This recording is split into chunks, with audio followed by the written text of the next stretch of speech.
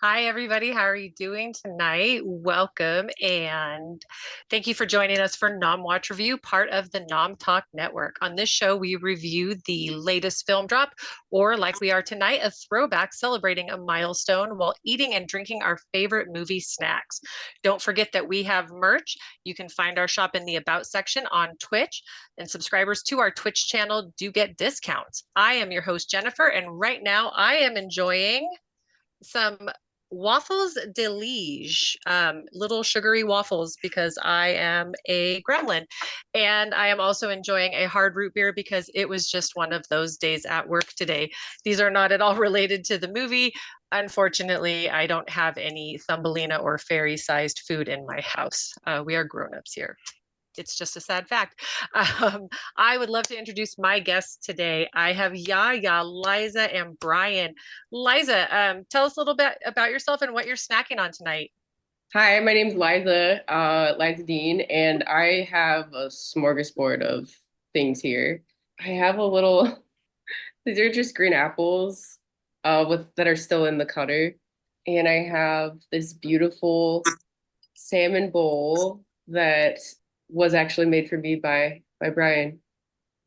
So I have to give credit. Incredible. Awesome. Bryan, how about you? Me, I'm Bryan Peterson. You can find me at Wayward Scientist on all the social stuff. And tonight I'll be, right now, I'm currently enjoying some cutie slices and ice water because I'm severely dehydrated from not drinking enough water today. It was a warm one today too. Mhm. Yeah. Yaya, what's your snack tonight? So today's a little bit more simple. It's just a couple of like some ribs and kimchi. 'Cause I have a wedding to go to this week and I need to not indulge. But I'm also drinking a little juice box of apple jasmine tea. Oh, nice. That sounds good. Ooh, It's really good. That does sound nice. yeah. Oh, Yeah. now I'm regretting no tea. All right. Before we start, I also do want to remind everyone we are still fundraising for the Trevor Project with our goal of $200. So if you can, any little bit helps. And it is a great, wonderful, worthy cause. Oh yeah. Now, on to the show. Tonight, we are talking about 1994's Thumbelina animated classic. Maybe. We'll see. So this movie, I actually saw it when it came out. When it came out on video on VHS when I worked at Blockbuster, because the Blockbuster trailer tapes were notoriously horrendous, and we would have accidents with them and some scissors. So we would watch kids' movies all the time, and I probably saw this movie more than I care to remember. So rewatching it was an adventure because I had blocked a lot of it out apparently. I gave it a very generous, apparently, 3 popcorn buckets out of 5. And you'll see why I say generous in a moment. I was interested to see when I rewatched it if it gave me flashbacks to that job, but also just, how it held up. And we'll talk about that momentarily. What did you rate this movie? So again, I thought I was lowballing it, but I gave it a 3.5.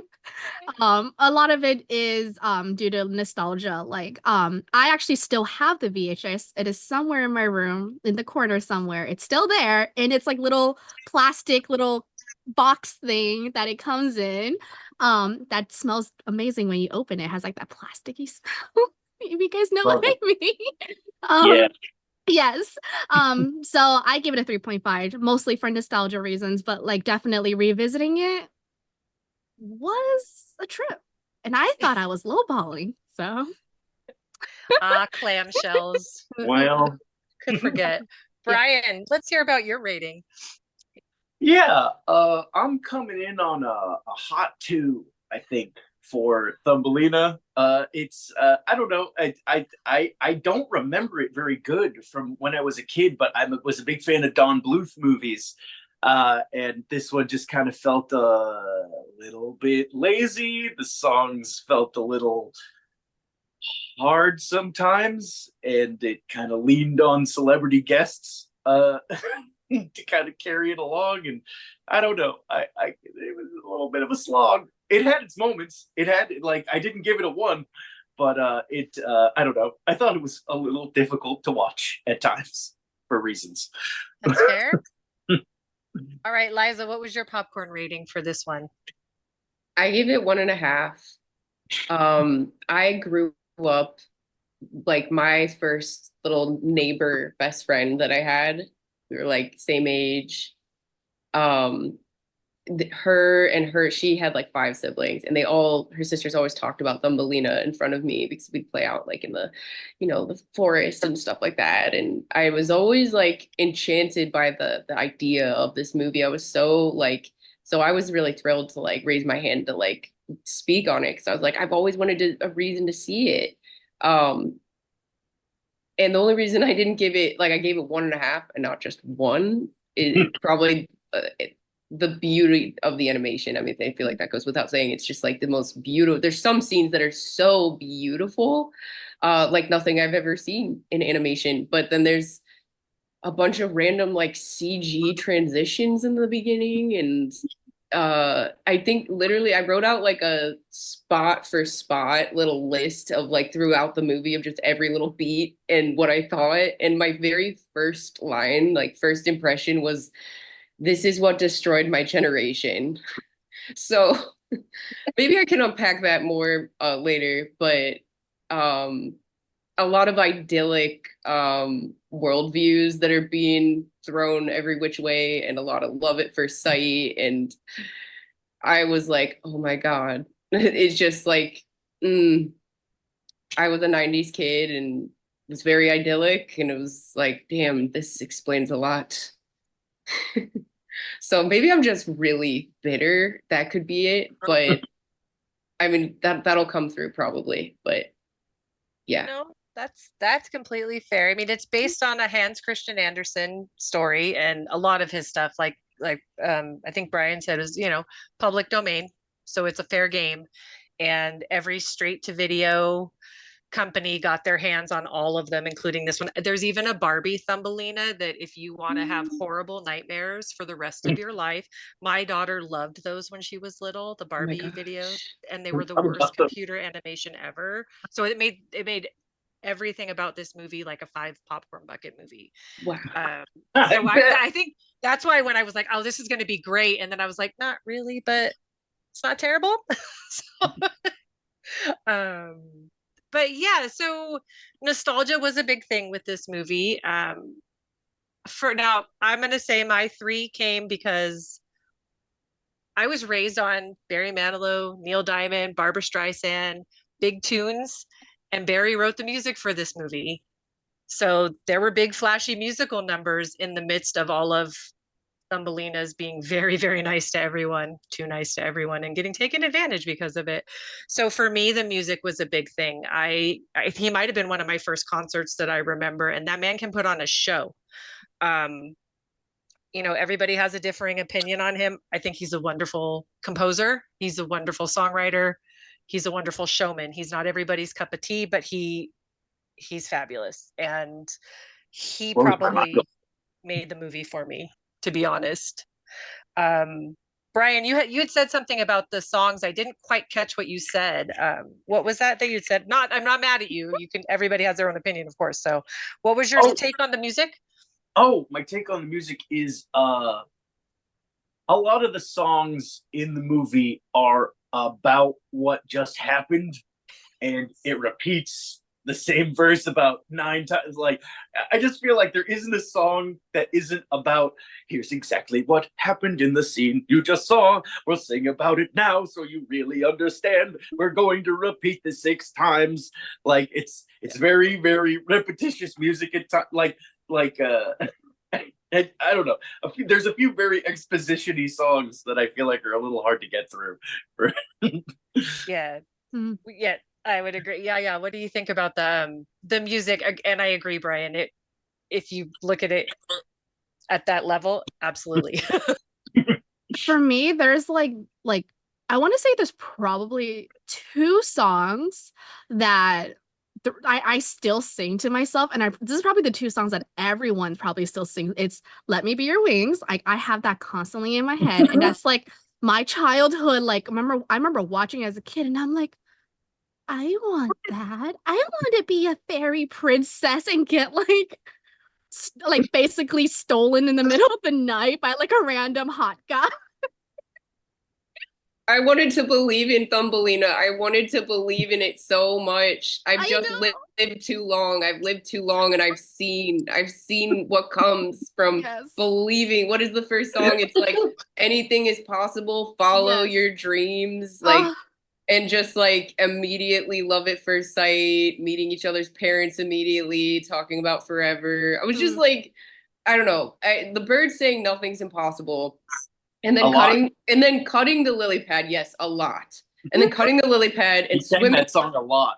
He like cuts the lily pad, swims like a fish, and then almost sends her to her death over a waterfall after saying anything's possible. And then it's like Right. all the woodland creatures have to band together to intervene and save her life, followed by him then convincing Thumbelina to never fear and follow your heart. Third time, this time with like a rotoscope kick line of birds. Oh my Okay. God. It was like it sent me. And Chaos. I feel bad because I'm like, no, I wanted to believe in it too. I wanted to believe so much in that, like, oh, this idyllic, beautiful love. Yeah. When you talk about your childhood, I'm like, I feel like as a child, my heart would have been so I felt Yeah. I felt tender watching it. Oh yeah, no, I for did. sure. Because I was just like, ooh. Go ahead. I think sorry, I think Yeah. that's definitely the disadvantage of watching it as an adult and watching it as a kid. As a kid, you have that like, the innocence makes it so the innocence of being a child makes Yeah. it so beautiful and stuff. And as an adult, now we're jaded, especially us as Yeah. millennials. We're like, oh my Mhm. God. And the other song is Marry the Mole. Yeah. I love Oh, I wasn't expecting that. Oh, we getting right into that now? The Marry Oh, the wow. Mole Just song? go straight to I'm just it. saying Those that's the two terrifying songs. songs. I actually love Marry the Mole as a kid. But anyways, those are the two songs that's constantly playing in my head, like throughout like my like 30 plus years of life. So Thumbelina was definitely a huge part of my childhood. What's the other song that is Oh, like the God. duet between her and the guy? The Beetle? Or no. No. The Beatle had its Oh. own whole deal, Yeah. which I thought was like the best song of the whole thing. I love the Beatles The song. Beetle was pretty. That was some great production value. Let's see. In that whole thing. Soundtrack. Let's see.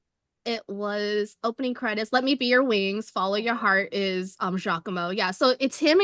So her song with Cornelius is Let Me Be Your Wings. Let me lift you high above. Yeah, Yeah. My thoughts the on only that one? song were like, what if a whole new world from Aladdin sucked shit? That was like Essentially. just like what if whole new world sucked? That's just like what Let Me Be Your Wings. It's maybe I was just spoiled, but that I had seen like the better version of this scene in a different movie. Like I don't know. That was my first impression of Let Me Be Your Wings. That and just like, wow, this is like there's a lot of verses to this. Oh yeah. And I will say that I was 19 when this movie came out. I never got to see this as a child. And I had already had my first big heartbreak. So I was like, look, Thumbelina, this isn't how it works. Too late. Too late. You're going to end up marrying Mr. Mole, whether you like it or not. Ooh. Because that's going to be your options. Or maybe that frog. Cornelius You are isn't going to be what you think he is. Thumbelina. That's right. Oh He's my gonna, God. yeah. Now just imagine Thumbelina Cornelius getting a divorce in like Thumbelina too. That would be awesome. Yeah. Like I would love that. Like traumatic heartbreak was like 6 months behind me. And I was just like, he's going to go back. It's not going to work. Nope. So, I mean, obviously I've moved on since then, but yeah, it was a different perspective than y'all had. So, my sister though, 8 years younger than me, 9 years younger, saw it that way and loved it. She was all like, and what are you gonna do? Yeah. Now the cast though, now I did feel like Jodie Benson is Thumbelina, and we all know and love her as the Little Mermaid already. but I feel like sometimes she was trying to not sound like Jodie Benson. Like her voice was very all over the place sometimes. Um, but I mean, it's her. Like her voice is so just distinctive and iconic, and she does, beautiful singing. One thing I noticed, the animation is beautiful, but every so often there would be a scene where somebody's features would just distort in a way where I was like, did I take something bad? Like, was my medicine expired? What happened? So, like, her I've never face seen a mouse does do that this. before. Yeah, like, oh, yeah, like, huh. the beauty of hand-drawn animation, guys. So, the beauty, the horror, whatever. So, yeah, it was an. I haven't watched anything hand-drawn in a while, obviously, because I was like at my desk today going, oh my. So, no, but there, and Charo plays Mrs. They all have very creative names, Mrs. Toad or Ma. Those are some scary frogs. Everyone in this movie is very aggressive towards Thumbelina. Like this all poor the time. Like, I mean, the moral of the story of Thumbelina as it was written, because I had to look it up to see if this was one of those grim fairy tales situations, which it really isn't so much. But it's just be kind, which is, yeah, it's a great moral. Be kind to everyone. But she's a little like doormat kind. Like, honey, it's okay to say no. Devin, that should be she should end up with no one. That would be a greater moral, because like she really does get pushed around by like every single, like she's a naive, she's like a naive child. That's why it's so hard to watch as an adult, because you see her getting the repeated messaging from Giacomo. Like, I wrote one of them down because I was so like, what? It was, the prince finds you beautiful, and that's all that matters. And I was just like, you are joking. You did not just say that to a group of children. Oh my God. The prince thinks you're beautiful is all that matters. And so he's telling her all this, like, follow your heart, follow your heart. Very and then 90s. He like literally sets her up. Yes, very 90s. Sets her up, literally, like, is the reason she's careening towards a waterfall, almost dies, end up like having to then, it's very like the plot just jumps so much so quickly, but it is terrifying. It's like a like, not, I can't even say that because I think Pinocchio is dystopian, but I thought of Pinocchio while watching this, but almost terrifying. Totally. Pinocchio's scary because it's like a kid that's like getting kidnapped and like kind of like sold and shit. This technically she was too, if you think about it. This is scary because it's like women. Harold Canning, sex trafficker. Like, yeah, let's just like call that like it is. Also, Charo, you know what I mean? Like, essentially, she's trying to pimp her out. Everybody's trying to you for my son. Was like the deal. They're gonna call me mama now. Yeah, yeah. It's just, it was all very scary. It jumps from all over the place, and it was just her getting, I felt like, knocked from thing to thing and being like life just consequence, all because she's beautiful. And that's like the main plot driving point, is that she's beautiful and that's all that matters, and follow your heart. But then the winds of getting trafficked and pulled away and every scene so predatory of like just her 3 days old. Like she just came out of that flower. Exactly. And then like she, at one point she does say no. Was like 28, right? Like she was basically an infant, and that prince was easily like I think they might have said teenagers, but that guy was like that guy. I don't know. Like, he was a fairy. He could have been like 152. Fairy years. Yeah, like you gotta watch out for those fae. They're real. But there's like a Chinese saying that like 被卖掉还帮人家数钱 means like you get sold and you're counting the money for them. And that's exactly how I felt like as an adult watching this. It's like, girl. Wow. Girl. Yeah. They just keep making her dance and sing. Everyone keeps telling her to dance and to sing. Yeah. And we all can agree. I don't know, like, I'm not a big fan of Euphoria, but Bryan isn't even a fan of Euphoria. And he was like, dude, Mrs. Fieldmouse reminds me of that scary woman from Euphoria that's like trying to pimp everybody. And I was like, that was what I thought of. She's like that pimp who's trying to like sell children. It's so like, Oh my God. Like the way that the villains too could just find Thumbelina living underground and the prince frozen under ice, but Oh like yeah, Thumbelina random. and the prince are looking for each other the entire film and cannot find each other. That also got me. Like that sent Yeah. me a little bit.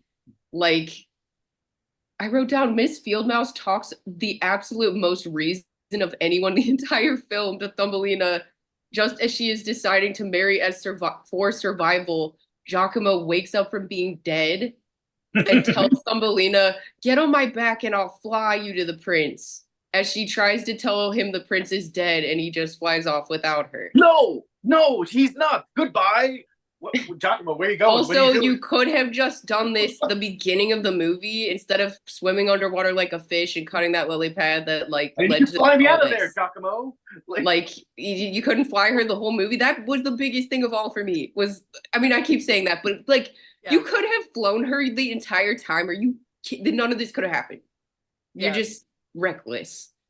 Oh, Yeah, it was I lost the thread at some point because every time I looked down, somebody else was just taking advantage of her. But that all I could think was when it was Gilbert Gottfried, the Beetle, and I had looked away because I got an email I had to read, and I looked back down, and she's in this amazing outfit, like truly beautiful colors, and then she's singing with the Beetle, and I was like, was this really the movie we put on all the time while I was working? I mean, and then Little Rascals came out, so we put that on all the time. But this was just chaos. This movie was chaos.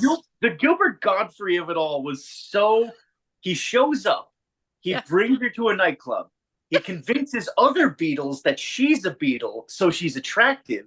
Then the Beatles find out she's not a Beatle and call her ugly. And then he kicks her out of the nightclub. And that is, why did we do all of that? What was the point of all of this? It was the most random scene. Maybe that's the only scene they're teaching children. See, other people will find you ugly doesn't mean that you're ugly. No, that movie just teaches you that people that are different than you will find you ugly, and that's a terrible lesson also. So but like Gilbert Godfrey was all over her a second ago. Yeah, like, way too much all over her. Like, just like come be with me and be my wife and dance at this nightclub apparently. And she was into it. She was like, "Yeah, I'm having a good time." Oh, hey, but she would have great coverage if she ever got in an accident. So it's fine. She would have Affleck and she'd be set.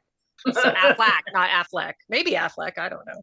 But yeah, that Beetle part, it didn't get better because then it's winter and this 4-day-old small child who emerged from a flower made by a nice witch for a lady who wanted a baby. It doesn't get any better when you say it out loud. Yeah.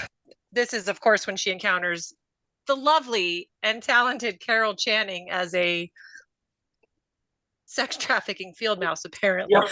There it is. I mean, that's what it is. I mean, like, she like talks sense to her at first. Like at first she's and like you like to your point, like, yeah, you probably should do this because like you gotta secure the bag. It's a rough road out there for a pretty girl, man. You gotta really make sure you're protected. Like that's just what woman to woman trying to survive. I get it. Yep. But then it got all weird because then she was like all on the side of the mole and was like, "Oh yeah, I'll trade her out for some money, sure."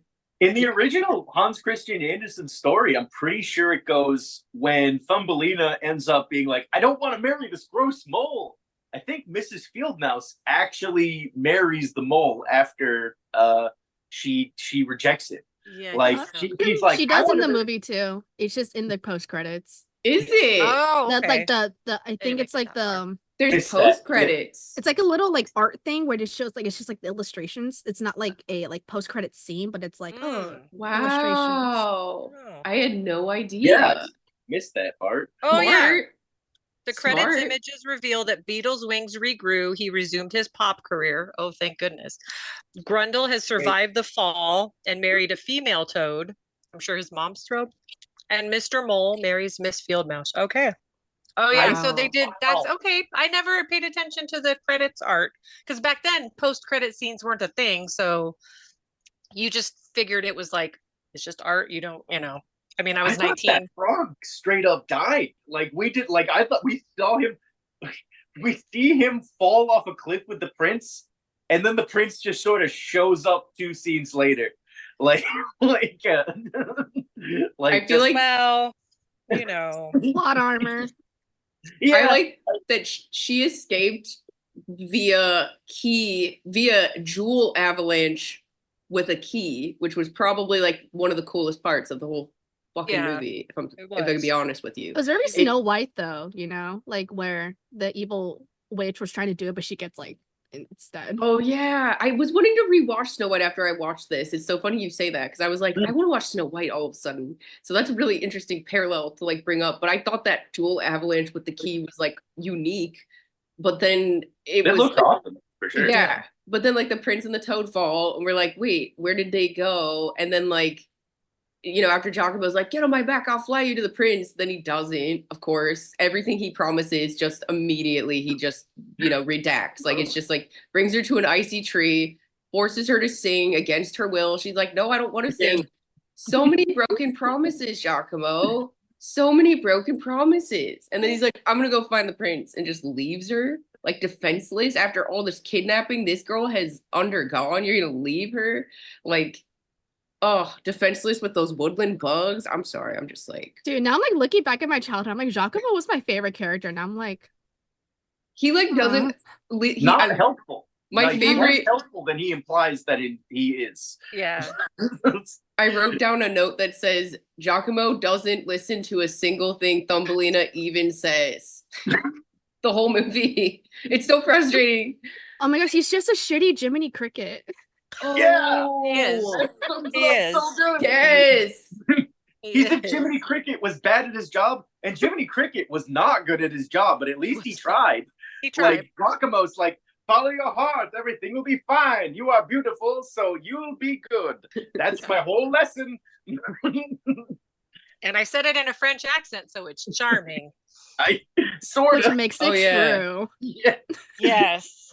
I'm still trying to figure out where I mean, they had every accent on the planet in this movie, but it took place in France, right? I also liked the opening scene with the stained glass, and I'm like, are we just ripping off every Disney movie right now at once? Like the whole Renaissance run of movies is being ripped off, except maybe Lion King. Nobody held Thumbelina up and sang in African, but The prince lifted her up for a little bit. And oh, he pulled did. her. Right? Oh, he did, Yep. didn't he? Yeah.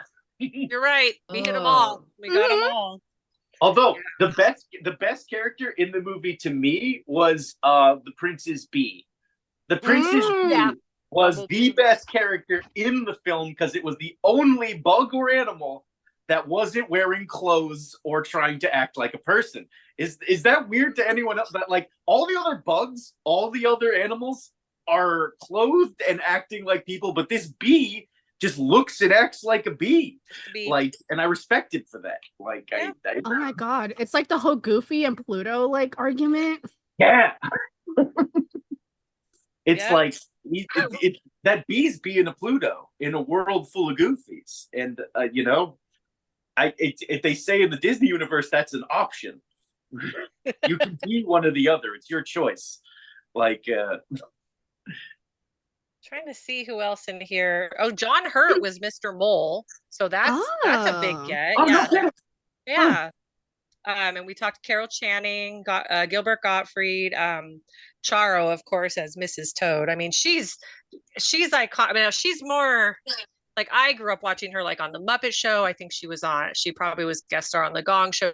She was just such a like when I was coming up in the late 70s, early 80s, she was on every type of variety show and stuff. So I just was used to seeing her being herself. And they actually animated that frog so well with like her actual like movements and stuff like that. And she's still very much like that. She's still very I don't know. I just saw her on something recently I was just like, oh my God, look at her. She's amazing. She's still going. She's still very youthful, and it made me happy though, because I'm like, man, I was little and I remember watching you, and you were not young then. So Yeah, look at you go, was girl. still out Yeah, there hoochieing and coochieing like as yeah, much as he did back in the day. Like, yeah. I was shocked to see Charo there. I won't lie. I was not expecting that Charo voice to come out of that frog at first, but that's what happened. And I think they reached in a bag and just pulled names out. It feels Honestly, like Godfrey, Charo. Kenneth Mars, who I'm pretty sure did a voice in Little Mermaid also. I think he was Triton. Maybe, I don't know. But yeah, there was a lot of animals and bugs in this. And the jitterbugs, the little troop of bugs, they were weird looking. That's not how it's not how bugs looked, but they were very unhelpful. well, yeah. I mean, jitterbugs, you know. I'm just glad that Gilbert Godfrey acknowledges in the movie that I noticed this right away. In the mole's house, he's got beetles pinned to the wall by the hundreds with pins, which we've seen.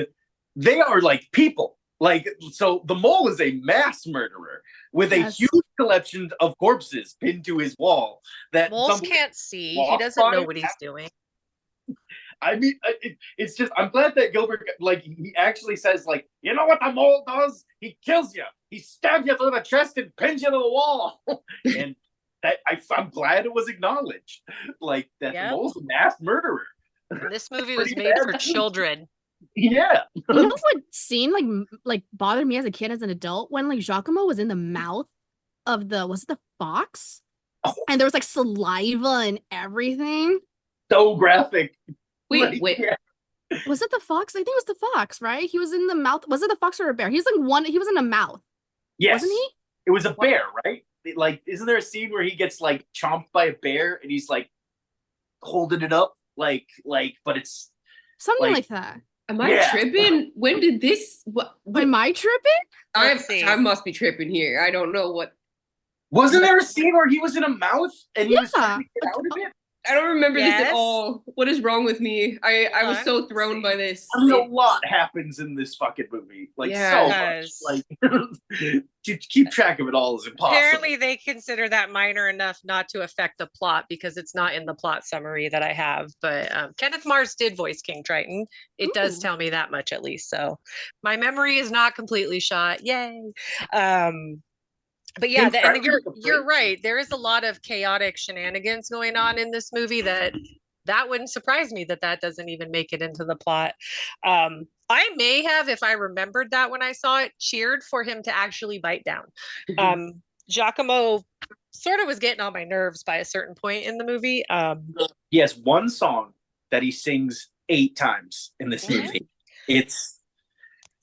And then he just continues to like cause chaos and abandon her and just be like, follow your heart. But see ya. You can't fly on my back. Yeah, you're pretty, and that's what matters. See ya. She needed Merida to intervene and be like, girl, no. Go back to your mom, learn some life skills, take care of yourself first. Then maybe if you find a nice guy and you guys are like equal, then it's fine. But it's at 47 minutes. He's in the mouth and there's saliva and the tongue is going. Yes, 47 minutes. Okay. Yeah, I thought I remembered that, like a distinct. I must have blocked this out of my mind. I'm just like, it was that traumatizing. Lot. Yeah, it is a lot. Everything is happening because you technically have 3 storylines. Like merged into one, and you're getting cut into different things. So you're like, maybe as a kid it worked because kids are like that, but now you're just having to keep up, like, because Thumbelina is like lost, Giacomo's looking for Cornelius is looking for like Thumbelina, and it's just like all these things are happening at once. I forgot the prince was doing anything in the movie. Like, he's in the movie too. He's just playing with the bumblebee.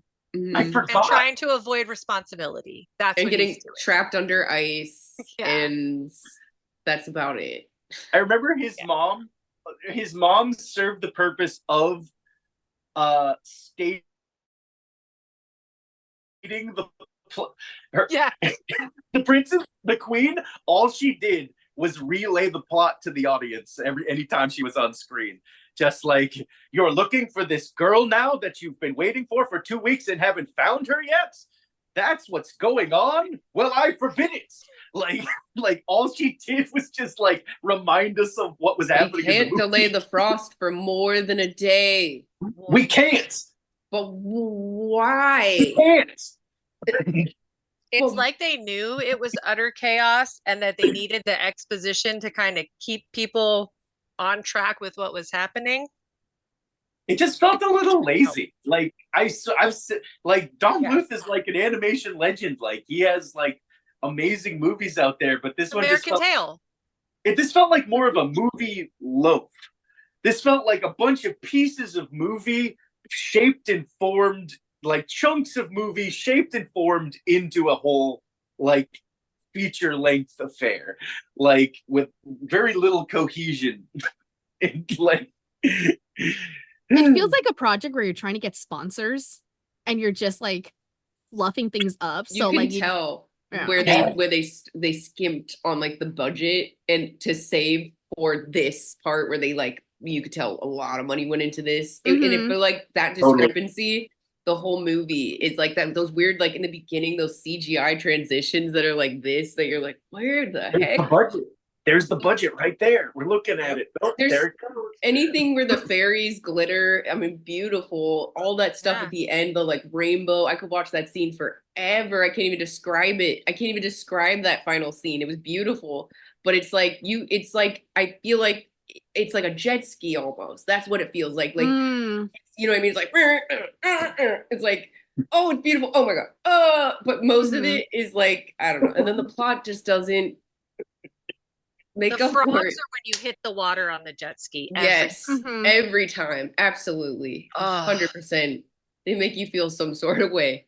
Well, they captured Charo's like movements and some of her facial expressions. Hitting the water. It was very rough. Yep. Very rough animation on the frogs. I'm like, was this and some part of me when I was watching it was like, was some of this intentional? Like, so it's supposed to be like hard to watch. Like, is it supposed to be like painful to look at this eyesore? Borderline grotesque. Like, what's happening here? Maybe it's it like, was. Yeah, some of it felt like rotoscoped. It was so clean, but then it's like, then it was like rotoscope, but kind of like a TikTok rotoscope, like a real budget rotoscope. Yeah. Like it's, some of it was amazing, but then like in that same scene, it would like peter out and kind of like, oh, the face is no, oh, the body doesn't move. Oh, it's almost like AI is, where you're like, hey, that picture's really cool. Why are there 8 fingers? Oh, that's too many eyes. Yeah, there's something wrong here. Hold on. How many arms does that person have? Where's that hand from? Yeah, it was off, unsettling. Some of it was unsettling. Some of it was just downright like, so it was, there were varying degrees. The jet ski is a great analogy because sometimes you're like, and then sometimes you're like, ooh, and then they're like, Yeah. It is that a barnyard ride scene of a movie. That's a very like, if I could get rid of one scene in the whole movie, it would be that barnyard scene. Where what was that? I'm sorry. Music wise too, I've got to knock it there. There's some songs that, hey, I thought were definitely decent and good. That song is 40 minutes long if it's a minute. The barnyard scene goes on. Movie's not even 2 hours long, but that was a 40-minute song. I think that's the one that just goes like, Thumbelina, which is what has been in my head since we got the email. I've just been going around randomly going, Thumbelina. No, Thumbelina. At my desk at work, like under my breath, Thumbelina. Like, no, God, no, I have to listen to something else. Oh my God. It's taken over my life. Oh God, I think I might hear more than that one. Oh God. I know, yeah. I'm like, okay, I need to cleanse my brain after this, put on something, I don't know, anything else. It's okay. My son is often giving me movie recommendations and he's given me a list. So I think it's going to be Jackie Brown. So that's my next watch, which will cleanse my brain, hopefully completely. Palate cleanser. Yeah. So we have a message in the chat from Q Ball, who's with us. And let's see. Lil Nico Tiffy is also in there. And I cannot read. Oh, I think Papucci. Trying to pronounce these is like trying to pronounce some of the medicines I have to deal with at work. So Cue Ball says, I do remember the movie. It is a good children's movie. I don't know, that's questionable after some of the stuff we've talked about. And I think there's something missing. The jokes that both the kids and adults can laugh at, but I think it's the dry kids humor that was a little bit of a downer. I think that just means different things to different people. Definitely. Yeah, and it's hard to make a movie, right, that both kids and adults can enjoy. But is it? Because Animaniacs, my kids could watch that and I could watch it with them. Right. You know, there was a number of things that my kids could watch and I could enjoy with them that was not offensive and not, you know, a bad message like this wasn't a great message that I would love my kids to watch. So I think that was the whole purpose of actors like Gilbert Gottfried and Charo. Like that was supposed to be like a sort of kind of lazy attempt at appealing to parents as well as children. Like, hey, you know this person, you like this person from things that you like. Watch them play a predator. You're welcome. Channing, like you've never seen her before. Carol Channing. I always Carol Channing as the White Rabbit from that one interpret. There's this Alice in Wonderland. Alice in Wonderland where Carol Channing is the White Rabbit, and she has some pretty amazing scenes in that. I mostly just remember her screaming the word raspberries, like raspberry, like just in that Carol Channing-y way. That's like the first thing I think of for some reason whenever I Carol Channing is her as the White Rabbit from I feel like if you have Gilbert Gottfried in a movie, you don't need Carol Channing because that's two voices that are way too much alike. Like, you can only have one of those. Two is too many. Yeah. I mean, she's a legend. I'm still processing that. I'm like, Carol Channing. Gottfried, Carol Channing. It's just like they got those voices that are just like so like you can identify them right away. Like, well, then again, I guess Charo's kind of that way, but in a different way. Like, I mean, they should have just thrown in Phyllis Diller for the trifecta at that point. Awesome.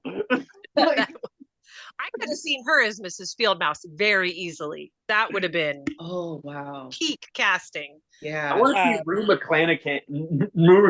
McClanahan from the Golden Girls in there. That would have been just like she would have been a better Fieldmouse, I think. Great Fieldmouse, actually. Yeah. Man, I miss her. She was so great. Oh, all our Golden Girls. Oh man. Yeah. When I write my letterboxd on this one tonight, it's not going to be 3 stars. It's going to be entertaining though. So that's for sure. That's the goal. Man, so this one. So as kids movies go today, would this movie get made today? Probably. I think so. Yes, like wait, but I'm like thinking like, hold on, kids movies now today are kind of worse. I mean, like, depends where you're looking. They're not as pretty. Yeah, I think this get made today by, you know, like there are things like look at shit like Cocomelon. Like they just crap that out. Like I feel like artistically no. No. Plot wise, it depends on which plot point, I guess, or what you're talking to, rhythmic or whatever it is. But it is weirdly true to the original Thumbelina, though. Like, it's bad, but it's also like old fairy tales were kind of bad. Like we're talking about, it's pretty mild for those. Yeah, though. If it was made today, animation wise, no. But no. soulless cash grab for some kids' money. Absolutely. Oh yeah. Non-copyrighted material we can slap onto a screen. The live action Thumbelina sequel. Thumbelina gets divorced from Cornelius. Man, I love that. That is the movie we all need. Right there. Like Disenchanted 3. Oh God. The fourth song would be so good. I was 4 days old and he came in through the window. I didn't know left from right. Oh boy. I have to get away from him because he's pretty predatorial and there's the whole matriarchy of fairies I know nothing about. Oh my Hey, it God. would be a great opportunity. It would be a great opportunity to speak on consent and a whole lot of things to teach kids some good lessons that this movie did not. That'd be awesome. Yeah. I'd see the hell out of the sequel. That I'd stand that movie. Yeah. Thumbelina fights back or something. Thumbelina, the redemption arc. Yeah. Or, oh man, that Vengeance. He's 9 days old now. Oh God. She's gonna take revenge on everybody. I just see her like sorry. But it's really her just making flower bouquets because she's so kind, right? She's so kind nice to everyone, but like to the point of like a type of naivete we haven't seen, and maybe since I think maybe Enchanted, because Giselle is very much like that. The whole like, it's like, were you born yet? Well, actually, yeah, she was born yesterday, so yeah, she was, yeah. So stop trying to marry her. That's really disturbing. But yeah, I forgot about the whole came out of a flower a few days ago kind of thing. But allegory and symbolism and all the stuff that he's known for, like the Little Mermaid. I mean, at least it wasn't like that. Nobody turned into bubbles foam or had their legs. See, Little Mermaid is so brutal. Like the actual story. But Little Mermaid was based on his own heartbreak and his inabilities. So that makes would have sense. been the story I wrote in '94. Yes. Doesn't the Little Mermaid in the original end up like dried up on a rock somewhere? Like, doesn't she die in the end? Yeah, she turns into sea foam or like bubbles. Because he marries someone else, and she's gosh. Oh, yeah, it's awful. Oh yeah, no, like what was it? Like her real. The original ones is like she gets legs, but like because they were split down the middle, it the description was that like she feels like she's walking on fire with every step she takes. Yeah. Oh my God. And then when her husband gets gets married, she's supposed to kill him. Like her sisters like sold their hair or something like that to like the Sea Witch to get like a dagger, so that if she can if she's able to like kill her husband and like his new wife, well, not her husband, but like the prince and his new wife, she can go back to being a mermaid with her family. But she's like, no, I love him. And then oh my God. Wow. That's like a realer life lesson. Yeah, absolutely. Because it was based on his inability, because he was not like he was gay and he loved this man and he couldn't be. And this was actually, The Little Mermaid was written as a love letter and like his own feelings, and that's why the ending is so, which is sad. Yeah. See, this wasn't really it. Cool. Like, this wasn't it. Story though, like I don't know, like bold choices. I got to admire it in some ways. Yeah. All right. So Q says, I have to say, I see 3 beautiful ladies and a handsome gentleman making me smile tonight after what I went through yesterday. Yaya knows. I just want to say thank you. So Q appreciates us. Thank you, Q. We appreciate you. You are always here and always enriching us in the chat. And he also redeemed "You're so punny" for Liza. So oh my gosh. In the next course of the conversation, Liza, it's time to come up with a pun, which with all these bugs and animals and stuff, I mean, I feel like you guys are gonna beat me to it. I'm like, let me think, but take your time. Yeah. Okay. Food and drinks in the film, there really wasn't a lot, except the bird was almost somebody's food. That would have been great. Unfortunately, it didn't happen. Man, was there no feasting done in this movie? That feels weird. Like, I'm thinking back. Like, was there no drinks? Didn't the mole have something?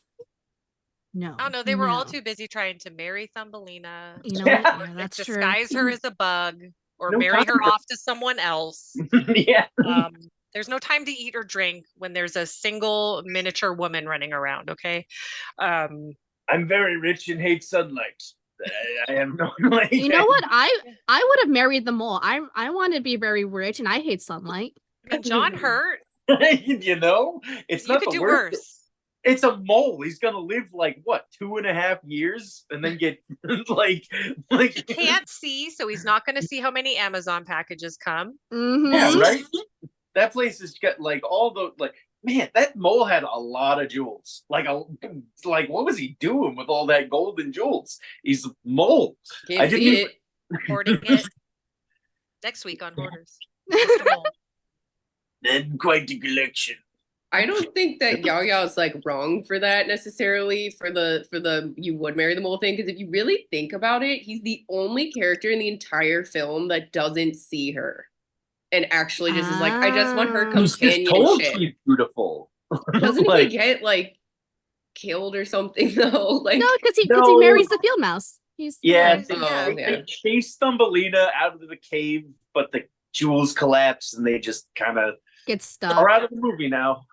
Well, that's why they had to get married, because they were trapped. Yeah. They had no choice. Why did he have so many jewels? Was that like a thing he did? He's rich. He's rich. I feel like it might have been an allusion to Hades. It probably wasn't an allusion to Hades kind of thing. You know how Hades is the god of the underworld, but also the god of riches, and she's like Persephone. Oh, yeah. Okay. Ooh. Yeah. And with her, like, a flower child type of affair. Yeah. Like, yeah. There's only one food in the movie, it seems, and it was the pie in the beginning with the Thumbelina. Want that song out of my head now, please. I've never said this phrase in my life. I hate the dog in this movie. I hate the dog with the bald hero. I hated his head. He had like a weird. I've never disliked the dog in my life. I really didn't like the dog. Every time I saw him, I was like, oh, just fucking come on. Get out of there. Yeah. And the dog drove me insane. Like, when you don't like the dog and the bumblebee is the only redeeming quality of a movie, there's some issues. Yeah. And you look at the other stuff that Bluth, I mean, so my best friend in high school and we are still very good friends. We would get together on the weekends and just sit and watch the Land Before Time movies. Hell yeah. Don Bluth at his damn finest. Yes. And Fievel. American Tail. American Tail and Fievel Goes West. And just iconic movies. And this one, I think it wanted to be that. He did something else too. Why am I blanking? Did he do All Dogs? See that? I can't do that one. That's one makes me cry like ugly crying. You can never come back, Charlie. My cat's name is Charlie, so there's no way I could watch it now either. Oh. So no. I actually have a graphic and I post it way too often, and it's 0 days since I cried over a cat I've never met. So because I cry over cats on the internet like daily. Sure. But, so animals have a big spot in my heart. Yeah, All Dogs Go to Heaven. I can't do it. That's like my favorite one though. I know it's wonderful. Love that movie. And number 2 is really good too. Oh, which one? The second one. Oh yeah, I forgot there was a sequel. There's 2. And an animated series that actually wasn't terrible. Okay, they don't like continuously have dogs going to heaven, right? Though. Yes. Oh no. Well, it's not in the second. Okay, the second one. Okay, it's not like they die. It's that like he's kind of not a good dog, and it's kind of like teetering between like going to heaven and getting up in hell. So he's in doggy purgatory. Kinda. He has to redeem himself, kind of thing, because he's not a good person. He's not a good dog. I don't know if you're familiar with 100 Deeds for Eddie McDowell. Yeah. Oh, okay. Show about a dog that had to redeem himself, and it was a very much a hey, you got some good deeds to do on Earth scenario. Okay. Like, or you end up in hell. Yeah, or you go to doggy hell, which is full of cats. No, that sounds like heaven. No, I'm just kidding. Hell is full of cats and dogs. It's just like it's sort of like the old adage of every dog's a boy and every cat is a girl. Every cat goes to hell and every dog goes to heaven. That's just the old adage. The old adage, you know. It is what it is. I saw All Dogs Go to Heaven, but I don't remember it very well. I think I haven't rewatched because I remember it being sad. Yeah. It's very sad. Like, especially the sure. first one, yeah. I can just see the little girl, Charlie's, like the little girl crying, and the little girl in the with the dark hair and I think a blue dress, and that's my memory of it, and I'm like, nope, not watching that. Nope. Now, this movie, like, Thumbelina gets, like, crazy with its subplots, with, like, it's frogs meeting bugs, having themes of chasing Why aren't they eating them? Yeah, like, just all of this stuff going on. Yeah. But, like, I feel like I've seen other Don Bluth movies be a little more derailed, but still, like, you ever see Rockadoodle? Oh, yeah. Oh, my God. That movie makes no sense, but I remember, like, really liking it, like, a lot. Like, it's about a rooster that needs to crow or the sun won't rise, but then the sun rises anyway for some reason, and then he becomes a drunk Elvis parody, and owls want to kill him.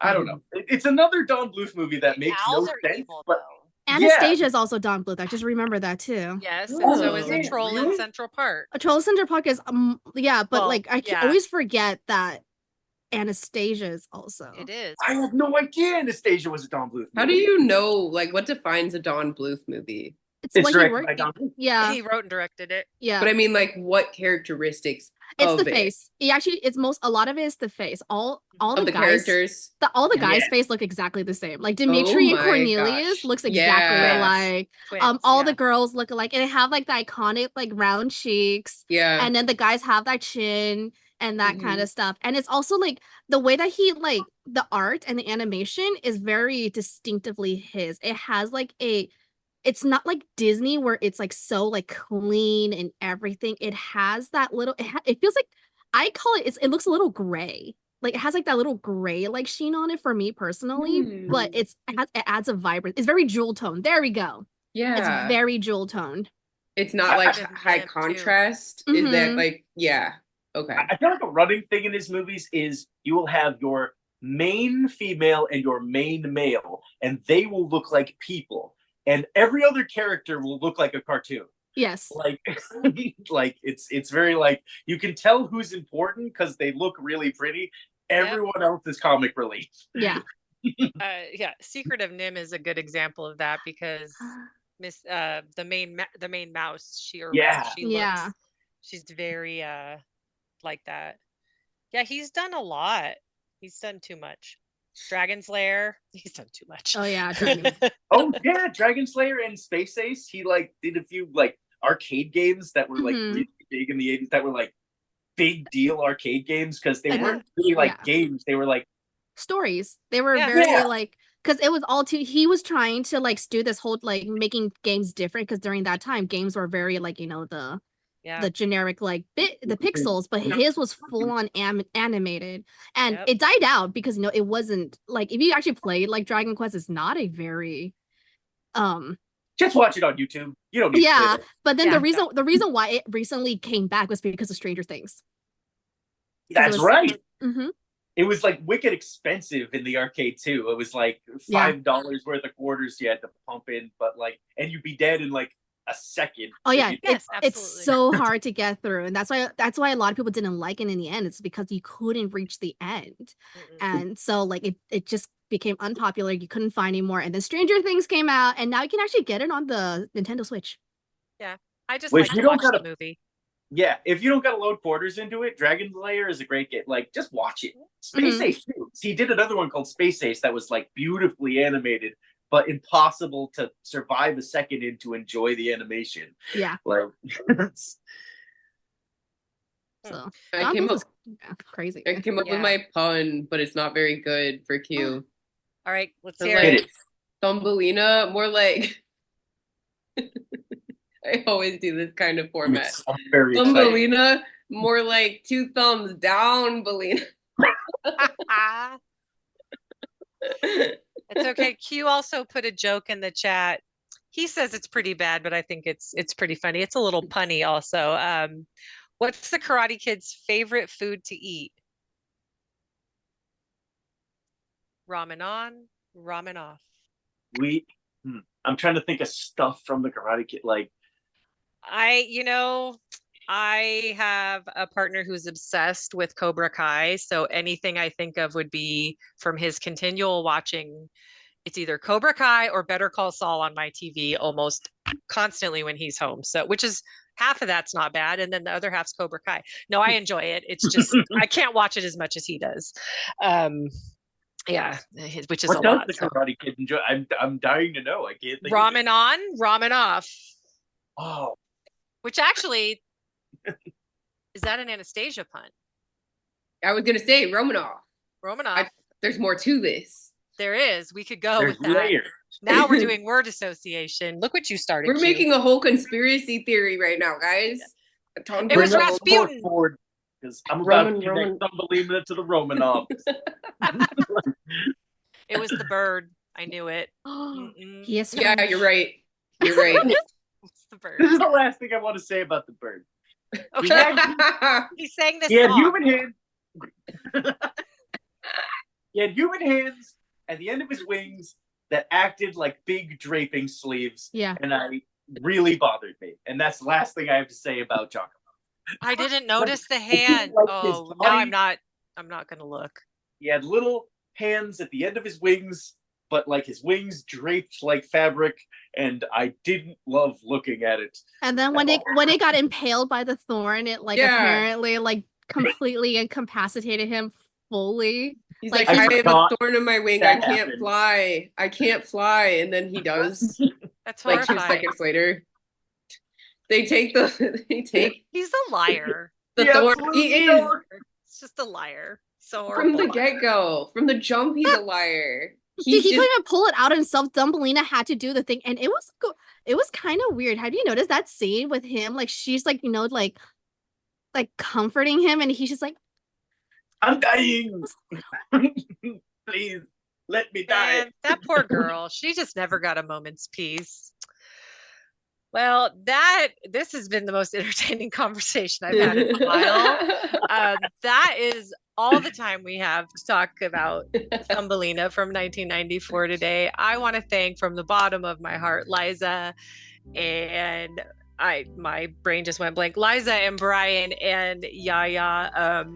Liza, tell the people where they can find you. Oh, my handle is the Red Banshee, all one word. On Instagram, more so these days. Perfect. Awesome. Thank you so much. Yaya, Yeah. where can we find you? well, you can find me all over the place. That sounds terrible. You can find me, I'm like Thumbelina. I'm getting like dragged all over the place with the circus. You can find me here on Twitch at myhamachi. I stream Monday, Wednesdays, Fridays from 3 p.m. to 5 p.m. Pacific Standard Time. It does go for longer today. I went till like 7. You can find me on YouTube at Jade Palace Yaya, where I make videos about Chinese culture, history, and all that fun stuff. And you can find me on other socials like Twitter, Instagram, and all that fun stuff either at Jade Palace Yaya or at myhamachi. Awesome. Thank you so much. And how about you, Bryan? You can find me at Wayward Scientist. I hang out on TikTok, mostly Instagram sometimes, and I post like obscure media content, like old TV shows. I do a little commentary sometimes. I'm working on a new real play podcast with Monster of the Week with some people right now, called Trucks. That should be like hitting somewhere soon. Yeah, Wayward Scientist pretty much across the board. Awesome. Well, my name is Jen, and I have been your host this evening. You can find me on Instagram, do_as_Peggy Says, or you can follow the adventures of my cosplay group, the West Coast Avengers, as we volunteer across California at California Avengers. And you can see my attempts at movie reviews, sometimes one word, sometimes a sentence, sometimes way too many sentences. And I am Peggy Says on Letterboxd. Thank you so much for tuning in. Be sure to join our Discord to keep the conversation going, as well as subscribing to all platforms at Nom Talk Network. Tune in this Friday to Basic Binges and discuss Fallout episodes 1 and 2. Until then, again, I'm Jennifer, and you guys have a nomerific day. Bye. Bye.